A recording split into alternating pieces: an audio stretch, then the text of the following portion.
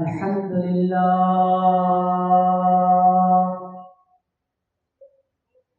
إن الحمد لله نحمده ونستعينه ونستغفره ونعوذ بالله من شرور أنفسنا ومن سيئات أعمالنا من يهده الله فلا مضل له ومن يضلل فلا هادي له وأشهد أن لا إله إلا الله وحده لا شريك له وأن محمدا عبده ورسوله أما بعد فإن خير الحديث كتاب الله وخير الهدي هدي محمد صلى الله عليه وسلم وشر الأمور محدثاتها وكل محدثة بدعة وكل بدعة ضلالة وكل ضلالة في النار.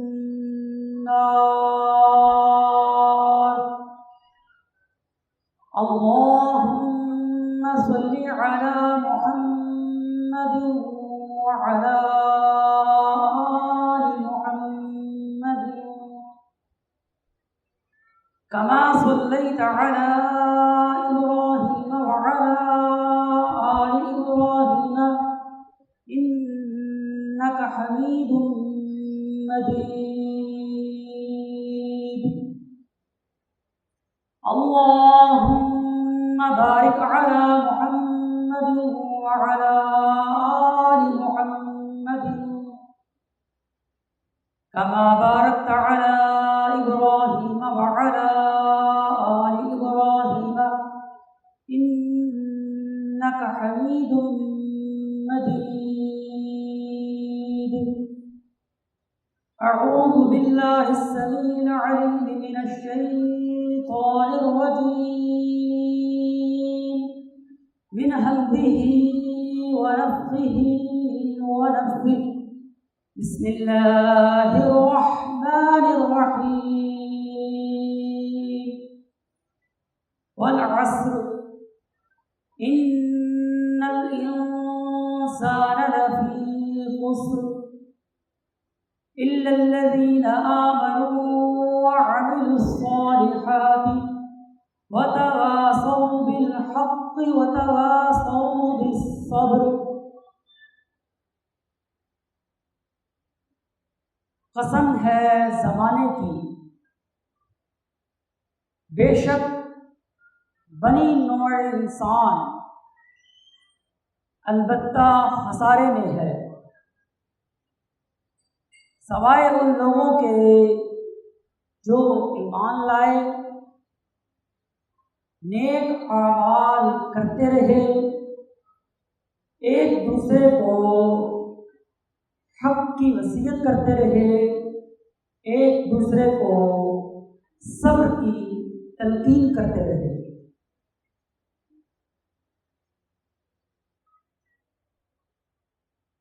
یہاں پر اللہ تبارک و تعالیٰ نے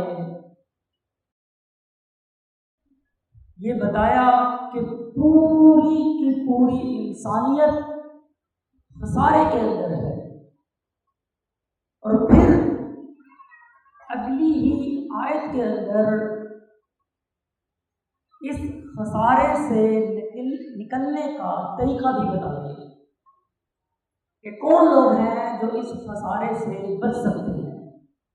مگر اس سے پہلے اللہ تبارک و تعالیٰ نے اس کے اوپر قسم کھائی زمانے کی، وقت کی، والعصر کہ زمانے کی قسم، کہ زمانہ اس بات پر گواہ ہے. یہ جو قسم ہے، قسم کا کیا معنی ہے، کیا مطلب ہے؟ اگر میں نے کوئی کام کیا ہے اور میں اس پر قسم کھاتا ہوں کہ میں اللہ کی قسم کھا کر یہ کہتا ہوں کہ میں نے ایسا کیا ہے۔ اس کا مطلب یہ ہے کہ میں یہ کہہ رہا ہوں کہ جو میں نے کام کیا ہے اس پر میں اپنے اللہ کو گواہ بنا رہا ہوں کہ یہ کام کرتے ہوئے مجھے اللہ تبارک و تعالیٰ نے دیکھا ہے، اور میں اس بات کا جو ہے وہ آپ کے سامنے کو کہہ رہا ہوں کہ میں جس نے مجھے دیکھا ہے میں اب اس کو گواہ بنا کر یہ کہہ رہا ہوں کہ میں نے یہ کام کیا۔ اللہ نے قسم کھائی زمانے کی، والعصر، کہ زمانے کی قسم، کہ زمانہ اس بات پر گواہ ہے جو بات آگے آ رہی ہے۔ اور قسم کھانے کا مقصد کیا ہوتا ہے؟ مقصد یہ ہوتا ہے کہ قسم کے بعد جو بات بیان کی جاتی ہے اس بات میں زور پیدا کرنے کے لیے، تاکید کا معنی پیدا کرنے کے لیے قسم کھائی جاتی ہے کہ وہ پختہ ہو جائے، تاکیداً یہ بات کہی جا رہی ہے زور کے ساتھ۔ کیا اللہ تبارک و تعالیٰ بھی قسم اسی لیے کھاتا ہے کہ وہ اپنی بات کے اندر زور پیدا کرے؟ اللہ کا تو پورا کلام اگر وہ قسم نہ بھی کھائے تب بھی حق ہے، تب بھی ہمیں یقین ہے، پھر وہ قسم کیوں کھاتا ہے؟ کہ اس نے قسم کھائی زمانے کی کہ وہ بتانا یہ چاہتا ہے کہ جس بات پر میں قسم کھا رہا ہوں اس بات پر یہ زمانہ گواہ ہے کہ چاہے تو اس زمانے سے دیکھ لو کہ زمانے کا ایک ایک ورق تاریخ اس بات پر شاہد ہے۔ ہسٹری، ہیومن ہسٹری کو آپ اٹھا کر دیکھ لیں، آپ کو ایک ایک پنہ اس بات کے اوپر شہادت دیتا ہوا نظر آئے گا کہ یہ انسان ہمیشہ سے ہی خسارے کے اندر ہے۔ قوم عاد کو دیکھ لیجئے، قوم ثمود کو دیکھ لیجئے، نوح علیہ السلام کی قوم کو دیکھ لیجئے، لوط علیہ السلام کی قوم کو دیکھ لیجئے، یہ سب خسارے میں ہیں، تباہ و برباد ہو گئی۔ اصحاب الایکہ کو دیکھیے، اصحاب مدین کو دیکھیے، یہ سب کے سب جو ہے ہلاک و برباد ہو گئے۔ آل فرعون کو دیکھیے کہ یہ بھی برباد ہوئے، اصحاب الفیل کو دیکھیے کہ یہ بھی برباد ہوئے، کہ زمانے نے ان کی ہلاکت کو دیکھا ہے۔ آپ ہسٹری پڑھ کر دیکھ لیجئے، آپ کو تمام کے تمام انسان کسی خسارے کے اندر نظر آئے گا۔ کیا پوری انسانیت خسارے میں ہے؟ نہیں، کہ پوری انسانیت نہیں، کچھ کو مستثنا کیا۔ یہ کون لوگ ہیں؟ پہلے یہ بتا دیا کہ جنہوں نے وقت کو ضائع کیا اللہ تبارک و تعالیٰ نے ان کو ضائع کر کے رکھ دیا، جنہوں نے وقت برباد کیا اللہ تبارک و تعالیٰ نے ان سب کو برباد کر کے رکھ دیا۔ پھر آگے یہ بتایا الا الذین آمنوا، سوائے ان چند لوگوں کے جو ایمان لے کر آئے، کہ اگر وقت کو ضائع ہونے سے بچانا ہے تو اپنے ایمان پر کام کیجیے، ایمان لے کر آئیے، ادھر ادھر کی بات نہ کیجیے، ایمان لائیے، سب سے پہلے ایمان، پہلے ایمان لائیں گے پھر کوئی دوسری بات ہوگی۔ پھر آگے فرمایا وَعَمِلُوا الصَّالِحَاتِ، عمل صالح بھی تبھی قبول ہوں گے کہ جب ان کے پیچھے ایمان ہوگا، اگر پیچھے ایمان نہیں تو کوئی عمل صالح بھی قبول نہیں۔ آج آپ دیکھیے کہ آپ کے سامنے ہے کہ لوگ اتنی چیریٹی کرتے ہیں، اتنے اچھے اچھے کام کرتے ہیں، مگر کل قیامت کے روز اگر ان کے پاس ایمان کی دولت نہیں تو کل قیامت کے روز ان کے تمام عمل برباد کر دیے جائیں، کوئی فائدہ نہیں۔ عمل صالح وہی قبول ہوگا کہ جس کے پیچھے ایمان کھڑا ہوا ہوگا، ایمان اور پھر عمل صالح، ان دونوں کے اوپر اپنے وقت کو جو ہے وہ صرف کیجیے۔ یہ تو ہو گئے میرے لیے، میری ذات کے لیے، کیا میں اس تک محدود رہوں کہ یہیں تک اپنے آپ کو محدود رکھ کے چلوں؟ نہیں، اس سے آگے مزید فرمایا کہ نہیں، وَتَوَاصَوْا بِالْحَقِّ، کہ آپس میں جب ایک دوسرے کے ساتھ تمہاری ملاقات ہو، جب گیدرنگ ہو، جب اجتماع ہو تو پھر ان لوگوں کو حق کی تلقین کرتے رہیے۔ حق کیا؟ یہی ایمان اور عمل صالح، یہی حق۔ امر بالمعروف و نہی عن المنکر کے بارے میں لوگوں کو بتاتے رہیے۔ یہ تیسرا کام یہ بھی کیجیے کہ وہ لوگ اب جو حق کے راستے پر چل پڑے ہیں، حق کے راستے پر آ گئے ہیں، اب حق پر چلنا کوئی آسان تو نہیں ہوتا، حق پر چلنا آسان نہیں ہے کہ مصیبتیں آئیں گی، مسائل آئیں گے، مشکلات جو ہے ان کا سامنا کرنا پڑے گا۔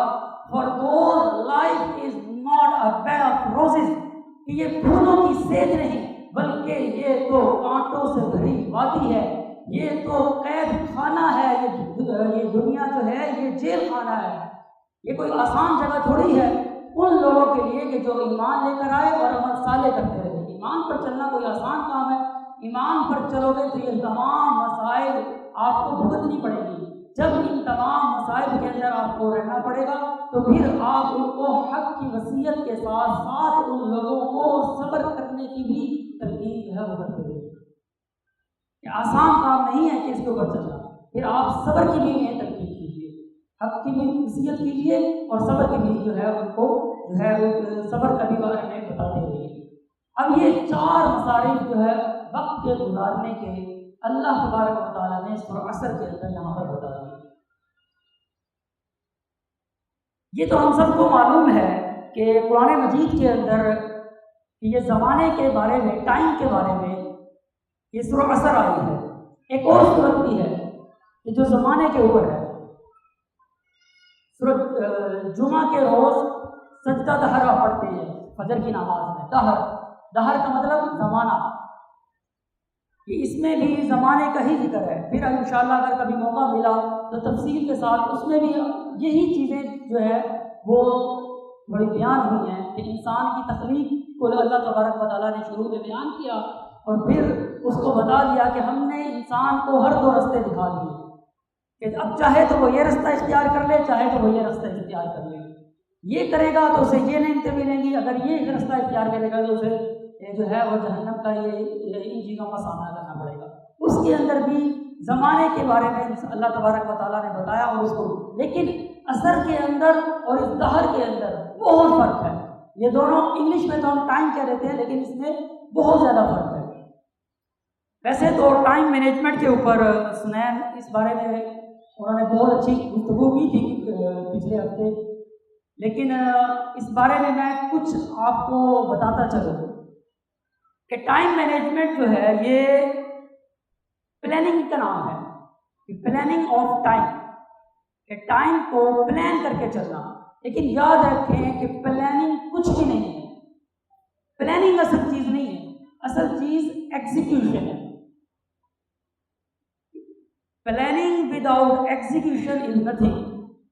اگر آپ اس کو عمل میں نہیں لا رہے تو وہ پلاننگ آپ کی بیکار ہے۔ اگر ایکشن نہیں ہے آپ کا اس کی پلاننگ کے پیچھے تو ساری جو پلاننگ ہے آپ کی وہ تمام کی تمام جو ہے وہ فضول ہے، اس کا کوئی فائدہ نہیں ہے۔ یاد رکھیے کہ جب آپ پلاننگ کرتے ہیں، جب آپ ٹائم کو اپنا شیڈول بناتے ہیں تو اس میں ایک چیز کا خیال رکھیے کہ وہ بناتے وقت آپ اس پر انشاءاللہ کی ضرور کہیے، یا اس پر انشاءاللہ لکھیے یا اس پر انشاءاللہ کہیے۔ یہ پلاننگ ہے کہ آپ نے پلاننگ کی اور آپ نے انشاءاللہ کہا۔ اب آپ اس کی ایگزیکیوشن کی طرف جا رہے ہیں، اس کو ایکشن کی طرف لا رہے ہیں۔ جب وہ ایگزیکیوٹ ہو جائے، جب وہ عمل میں آ جائے، اب آپ اس پر کیا کہیے؟ الحمدللہ کہیے کہ الحمدللہ، اللہ کا شکر ہے کہ میں نے یہ کام اپنا کر لیا ہے۔ اور ایک آخری چیز جو ان سب سے بڑھ کر ہے وہ یہ کہ اللہ تبارک و تعالیٰ سے برکت کی دعا کیجیے کہ وہ ہمارے وقت کے اندر برکت پیدا کرے۔ وقت سب کے لیے ایسے چلتا ہے، ٹائم سب کے لیے ایسے چلتا ہے، لیکن جن کے وقت کے اندر برکت آ جاتی ہے ان کا وقت پھر ایسے نہیں چلتا، ان کا وقت پھر ایسے چلتا ہے۔ تو ان کا وقت، اپنے وقت کے اندر جو ہے وہ برکت کی دعا کیجیے۔ اللہ تبارک و تعالیٰ سے دعا ہے کہ اللہ تبارک و تعالیٰ ہم سب کو ہی عمل کرنے کی توفیق عطا فرمائے۔ اللہم بارک لنا فی اوقاتنا وأعمالنا وأقول قولی ھذا لی ولکم واستغفر اللہ۔